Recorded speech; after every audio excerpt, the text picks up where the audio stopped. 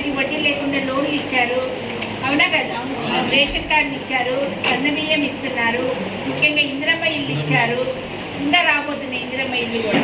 So ఇన్ని చేస్తున్నారు. ఇవి కూడా time to time Kalyana Lakshmi కానీ షాదీ ముబారక్ కానీ ఇస్తున్నారు.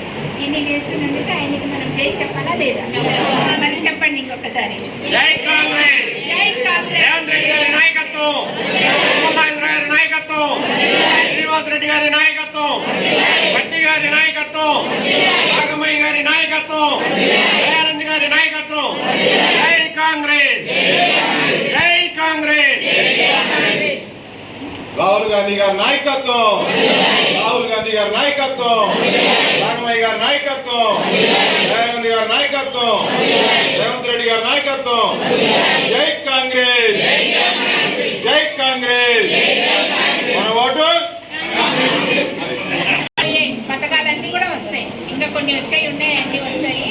అట్లాగే రైతులు ఉన్నారో లేదో ఇక్కడ రైతుల విషయంలో చూస్తే కూడా రైతు రుణమాఫీ కానీ, రైతు భరోసా కానీ, రైతు బోనస్ కానీ, ఇలా ప్రతి ఒక్క పథకం కూడా రైతులకు ఇస్తా ఉన్నారు.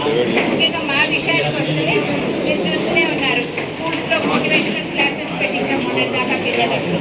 నిన్ననేమో మనము జాబ్ మేళా పెట్టించాం. నిన్న 14,000 మంది అటెండ్ అయితే 4,600 మందికి జాబ్స్ వచ్చినాయి నిన్న. సో మళ్ళీ ఒక 3-4 నెలల్లో అన్నీ కూడా పెడతామన్నమాట.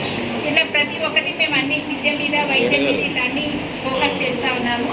మీరు సపోర్ట్ ఇచ్చి కనుక మాకు ఇంకా ఉత్సాహం ఇచ్చారనుకో, ఎవరైనా ఏదైనా మంచి పని చేస్తే కొంచెం మెచ్చుకుంటే ఇంకా చేయాలనిపిస్తుంది. అలా కాకుండా ఏం చేస్తారంటే నిజంగా చేయబుద్ది కదా. కనుక మీరు దయచేసి రాబోయే కాలంలో కనుక మాకు మెచ్చుకోలుగా ఎట్లా మెచ్చుకుంటారో డైరెక్ట్గా వచ్చి చెప్పలేదు, మీ ఓటుతో చెప్పాలి. రాబోయే ఎలక్షన్స్లో మీరు మంచిగా ఓటేసి థ్యాంక్ యూ. రాబోయే ఎలక్షన్స్ కాంగ్రెస్కి మీరు సపోర్ట్ చేసి 100% కాంగ్రెస్ని గెలిపించుకుంటే కనుక వచ్చే పథకాలన్నీ కూడా సక్రమంగా వస్తాయి. నాది గ్యారెంటీ. ఓకేనా?